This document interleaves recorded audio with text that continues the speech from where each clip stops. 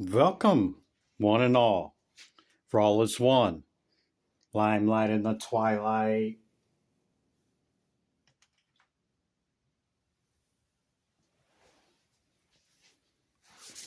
How you doing, collective?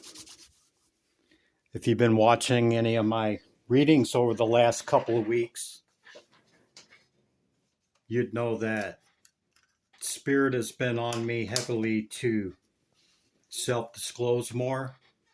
So this reading will be about some self-disclosure, kind of inadvertently, and that I even in my comments in 5 years on YouTube, other people's channels, I never really describe myself with any labels. I don't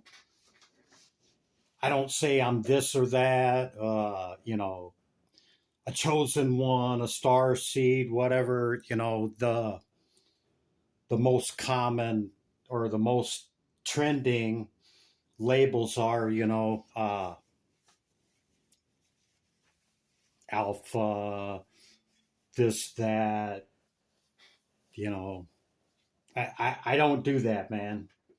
I don't put any label on myself. But if we had to choose one word to describe ourselves, what would it be? Think about your one word, okay? Now, the other thing that I want to say before I do this recitation, okay, is, on other tarot channels and other places, we hear a lot about integrating our shadow, balance the masculine and feminine, having balance, balance and order, hemi sync in our brains, heart centered, this, that. And the one that kind of gets me now is, I send you love and light. And I'm not mocking them. I'm just saying they don't know what they're saying, because truly it's not love and light. It's light and life. Okay. Is where that comes from. So that tells me when somebody says that, they don't truly understand what it means, etc. Okay, so I'm saying all that to say that if we talk about these things, what are we about when we truly take a look at ourselves? So there's people that are actually working on themselves through this spiritual journey, and not so much, right? So we have to use our discernment. I'm just bringing that up to say, be careful of the labels that you use to define yourself. But I'm going to ask each of you to think about that one word you would use to describe yourself. If we were forced to use one word, not two or three, one, to describe ourselves, what would it be? Okay. If we knew our expiration date, or even humanity's expiration date, how would we be? How would we act? It's a hypothetical question. The age of Aquarius, is creating a bifurcation, okay, in consciousness. Doesn't mean that we're separate, okay? Separation is an illusion. We're one. But consciousness is being forced to bifurcate.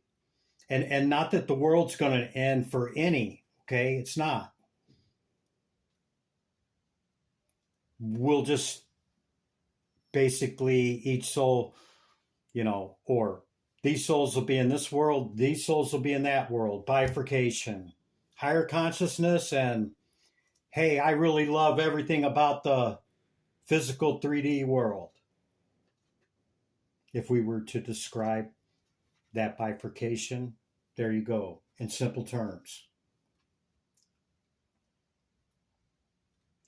So I'm going to keep this around 30, 40 minutes, okay?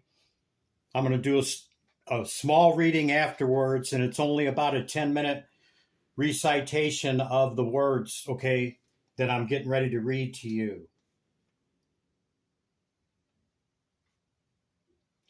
But understand that in this age of Aquarius, for the last several years, numerous, there's been individuals that have been going around this world reactivating node nodules, okay, node points around the world. You know, South America, Giza, and, you know, all these key places around the world where we have a lot of, you know, megalithic sites. We'll just say that.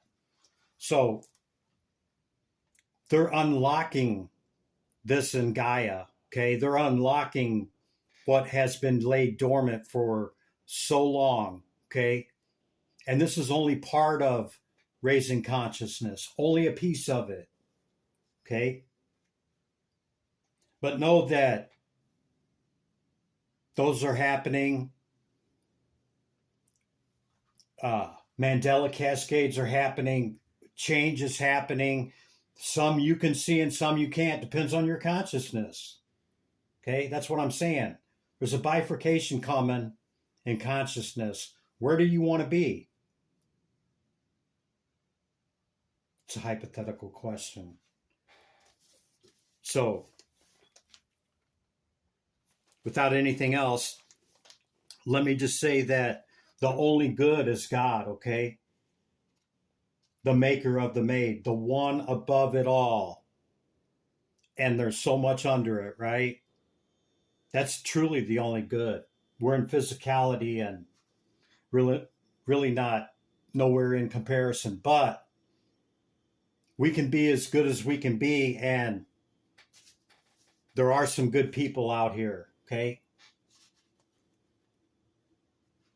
And a lot of people that believe that they are, and a lot of people that are trying, and some not so much.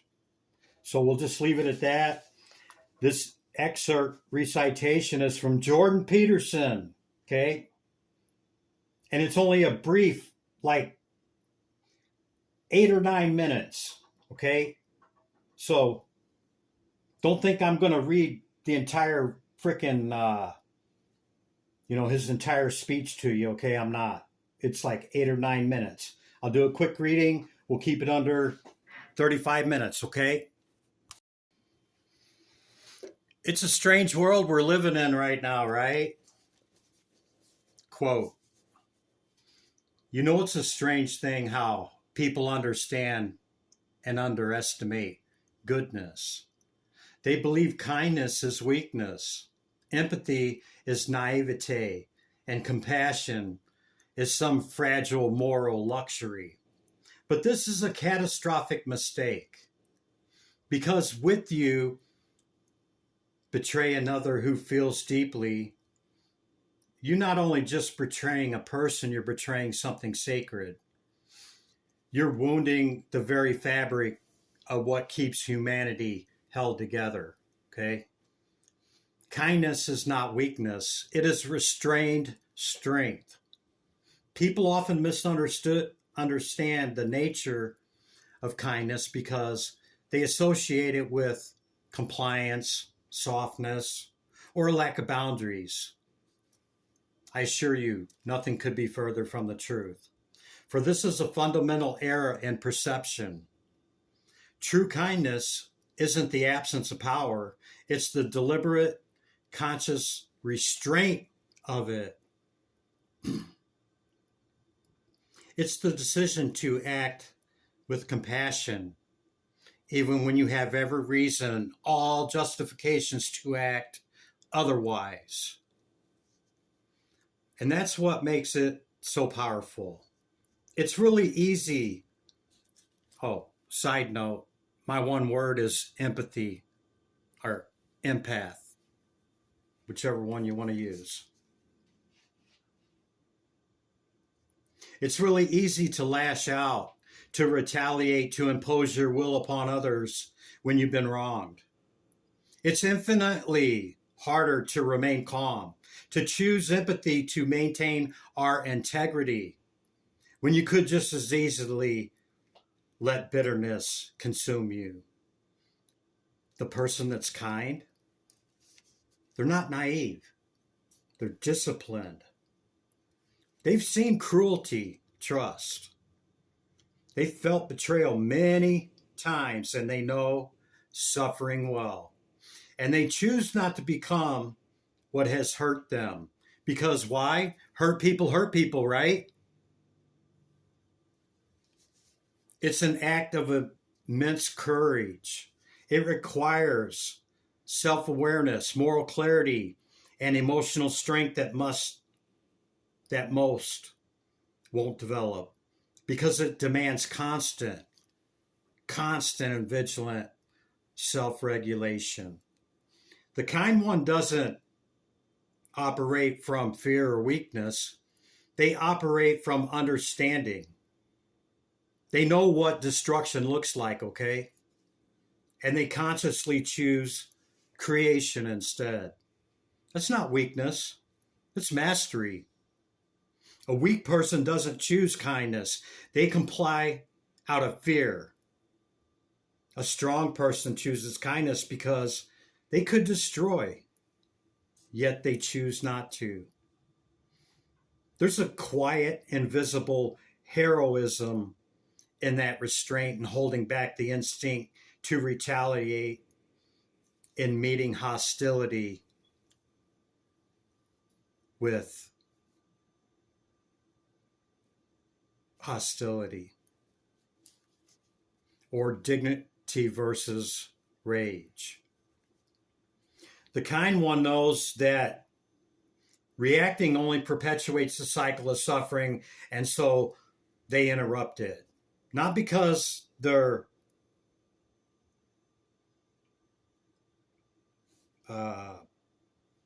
can't even read my own handwriting here. Oh, not because they're submissive, but because they're aware. They develop the moral compass and intelligence to understand vengeance is easy, healing is difficult, and that the strong can choose to heal.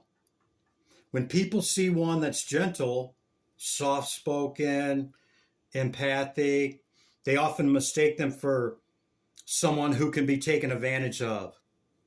They see their compassion and interpret that as vulnerability. I assure you, it is not. As though being emotional intelligent means being defenseless. I assure you, it doesn't.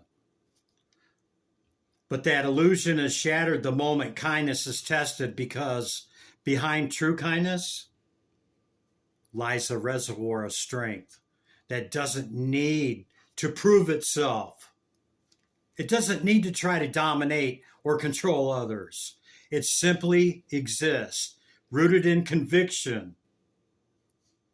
It's a strength of one who knows precisely who they are and refuses to let external chaos corrupt their inner peace. Kindness in its truest form is dangerous to those who manipulate because it reveals what they lack.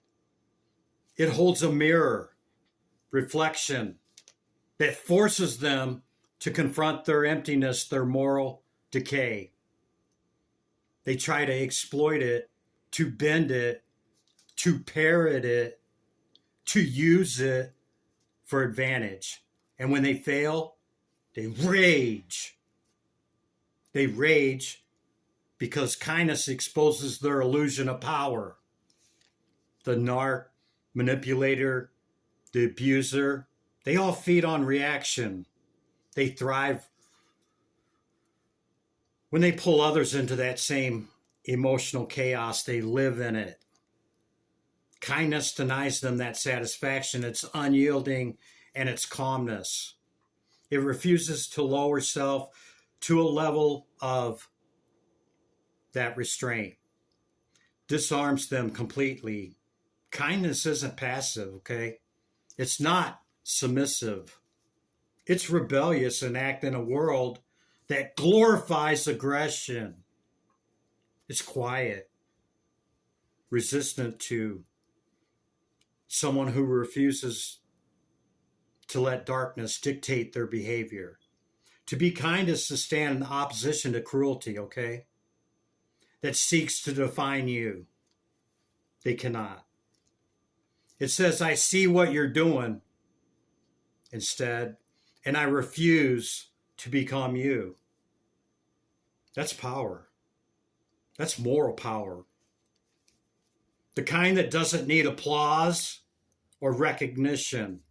It's the strength that moves mountains quietly, whilst the loud and arrogant destroy themselves with noise. True kindness also demands discernment. It's not about tolerating abuse or excusing others' toxicity. It's about knowing when to walk away without hate in your heart. The strong empath doesn't allow others to trample their boundaries. They simply refuse to engage in the same destructive patterns. They can forgive without forgetting. It's more than us, okay? Release without resentment. Love without losing yourself. The kind of emotional balance doesn't come from weakness, comes from evolution, from confronting pain, processing it, and transmutation into understanding. It takes an incredible amount of strength to remain kind in a world that rewards cruelty, okay? To be kind, you risk being misunderstood, being mocked, being used. But if you persist in kindness, you know bitterness poisons the soul, that it needs no validation. Kind people understand kindness isn't a transaction. It's a reflection of identity. It's who you choose to be, okay? Regardless of what the world's doing. That's the paradox. The strongest often appear the gentlest. Their strength doesn't need to roar. It's not loud. It's not performative. And not fueled by ego. It's quiet, measured, and deeply rooted. This confuses most. For they look for dominance, for loud displays of control, for signs of power that they can recognize. They don't see kindness lies in endurance, in patience, in the ability to remain centered when the world is trying to pull you apart. Every act of kindness that we can do, okay, it's a declaration of control over your own nature. It's a statement saying, you don't get to decide who I become. It's refusing to allow cruelty to shape you, okay? This is why kindness terrifies those who operate from fear and manipulation, because it cannot be corrupted. It doesn't react the way darkness expects. It transcends it. When one mistakes kindness for weakness, what they're really exposing is an inability to understand true power that doesn't need to dominate. They only know strength through control. So they can't comprehend strength through peace at all. But see, the world bends towards those who can stand control amidst chaos, because they're the ones who carry the balance, okay? They're the ones who build with others, not destroy. Kindness is not weak. It's the quiet force that holds this world together from collapsing under its own brutality. Think about it. What if every soul here wasn't kind? I'll wait. Versus the other option. Kindness is the invisible spine of humanity, okay? The moral gravity that keeps us from descending into chaos. It's not born through fear, it's born through courage, from heightened consciousness, from a decision to remain human in a world that is demanding us to not be. This could include transhumanism.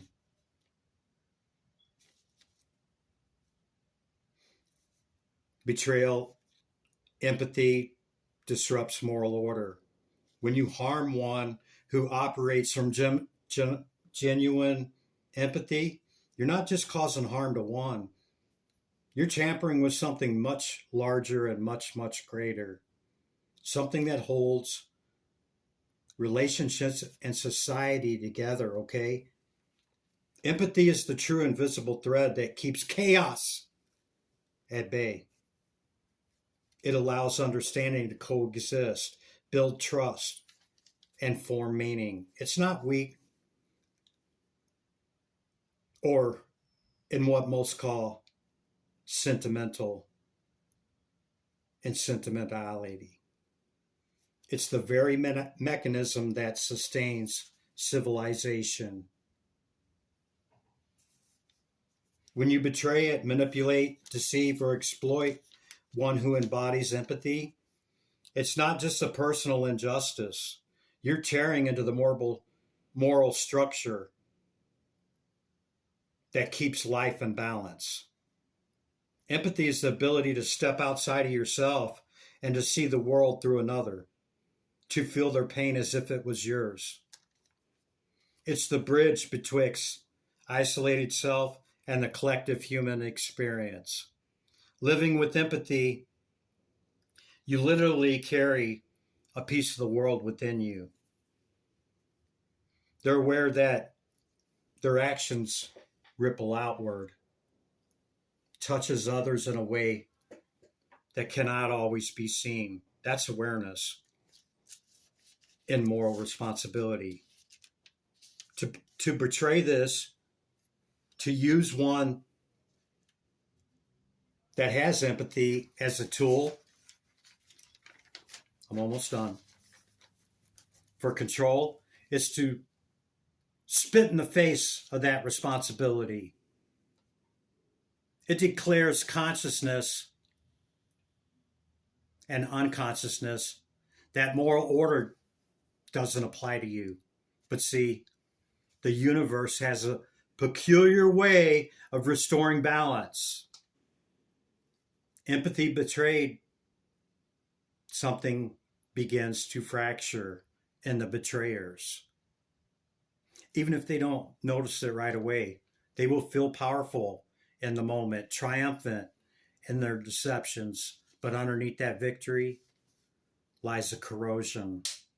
Because when you betray empathy, you reinforce cruelty within yourself. You train your psyche to dismiss your conscious, to sever emotional connection, to treat others as a means to an end. Every time this is done, it drifts us further and further away from meaning, further from our peace, and further from ourself. That's not just a psychological consequence, okay? It's a moral one. The disorder creating it externally becomes the echo within.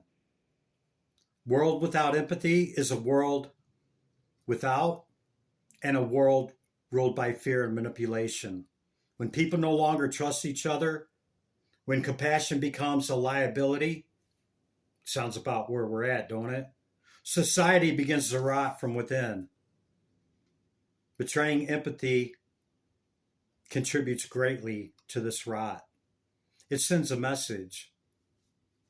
Goodness is dangerous, love is foolish, and sincerity is for the naive. That's how darkness spreads, not through grand acts of evil, but through small betrayals that makes goodness seem unworthy of protection. Every time someone exploits an empath, they contribute to that collective cynicism that weakens our humanity and our human spirit as a collective whole. Spirit is feminine, okay? It's the feminine aspect. So if you're wanting to bring the goddess and the feminine back, think about it. But yet, ironically, that cynicism always comes back to devour the source. Empathy is a balance. Jordan Peterson, not word for word, not verbatim. I'm going to give you a quick tarot message. Okay, collective, hope you enjoyed that. The ones that's not willing to face themselves or look in the mirror or any of that, I'm certain they clicked off in about 2.13 minutes.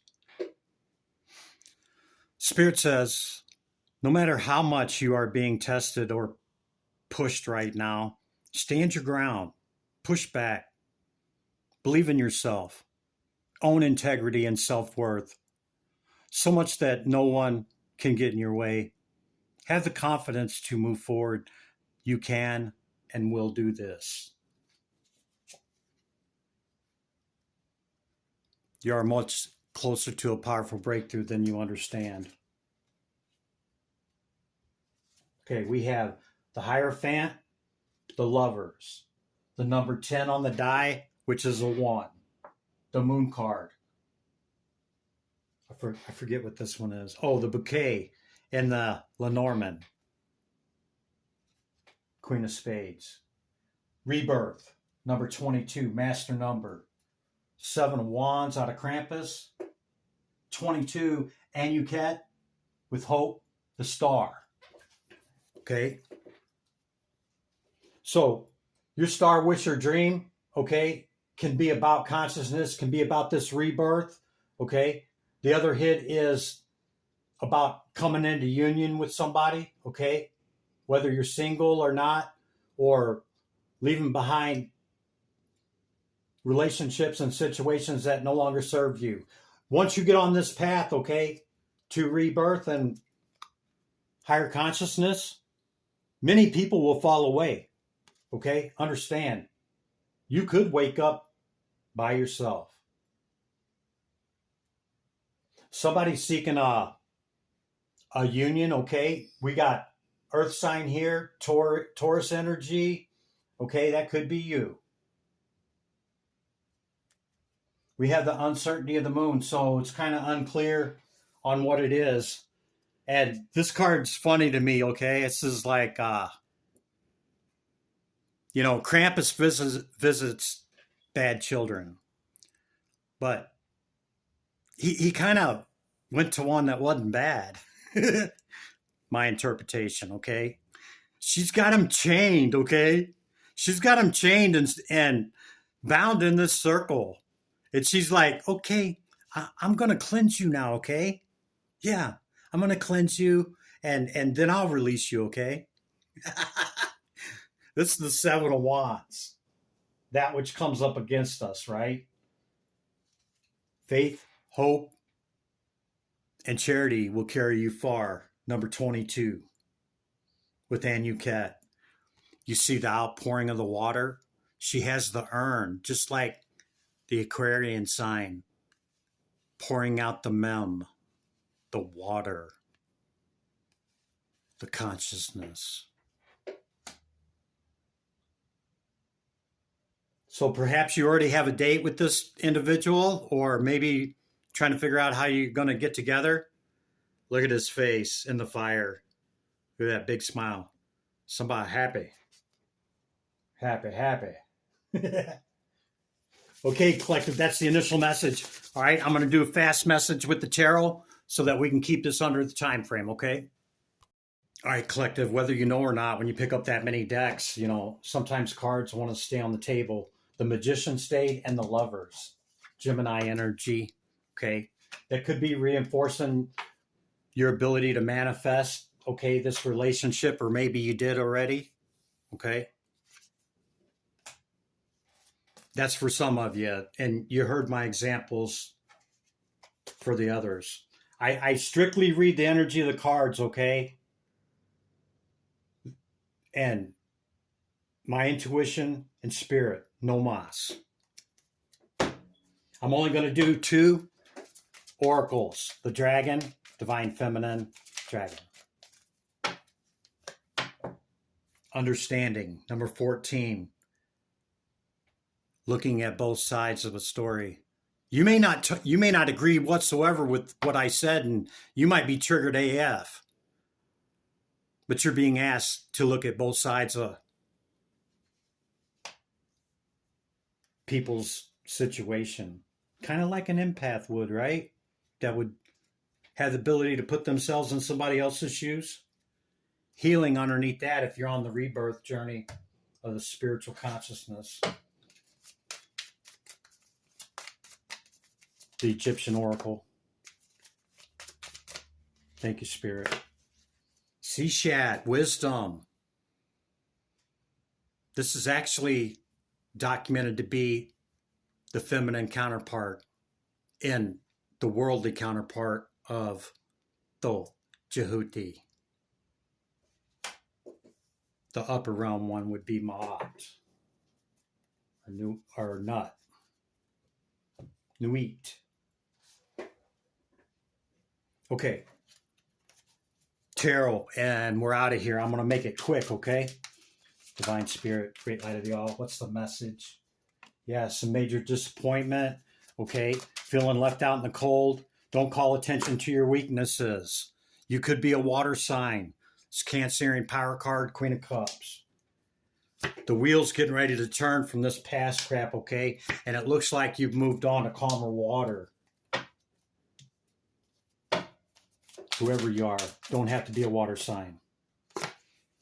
Could be some great work coming up, or you've been working on this. Or perhaps you're working on yourself, like I said, and taking that look in the mirror. You could be a fire sign, don't have to be.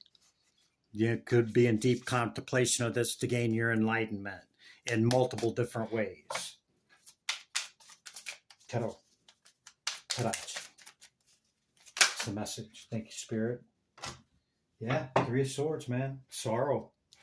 In the past, could be in the love department. See, love is in reverse. I don't keep this deck in reverse. Okay.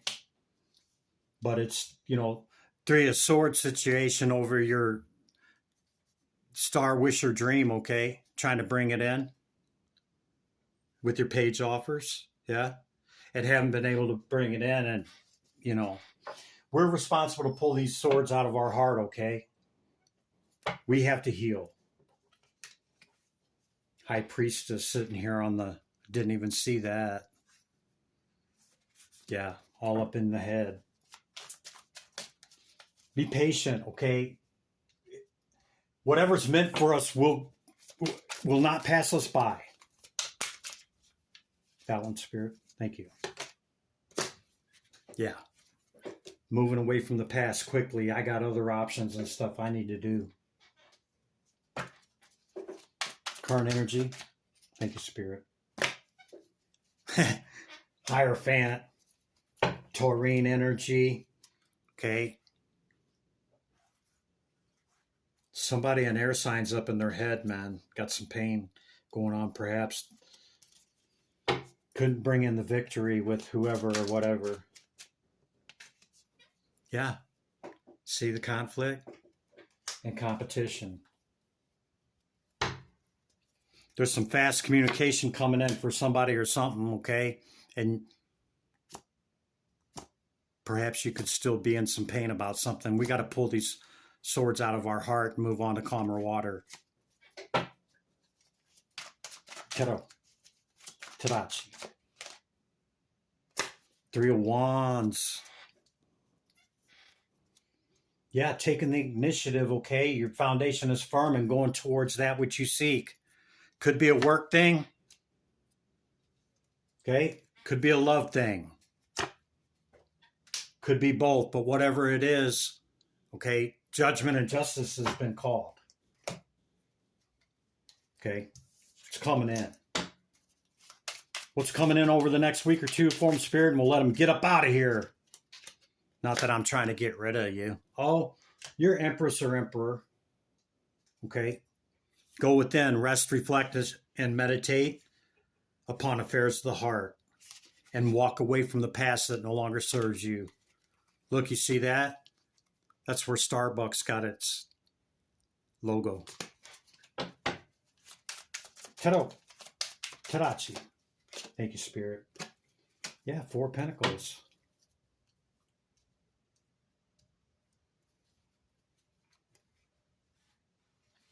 Could be in hermit right now over all this conflict and competition. Understand you hold the higher ground. You're being asked to hold back. Rest, reflect, meditate. Yeah, because see, it's always this energy, or this could just be representing a Capricorn, but going along with the theme, okay, there's an element that still wants to stick around, okay, that could cause disruptions with you offering your cup or somebody offering you their cup. But guess what? Look what just flipped out. Justice. Astaroth. I'm telling you, justice and judgment will be served. Okay? Take timing, man. Is that it's only time in a conventional sense of the means. For us, it's totally different up above, okay? Who can say with Beelzebub and the moon, okay, on what the outcome's going to be? We have to do the right thing, right speech, right action, do what we need to do to bring it in, okay? Be patient, collective. That's the message. Give me back my energy. Yeah. Just kidding, collective. Dang. Returning your energy with love. Limelight in the twilight. I'll see you in the next one.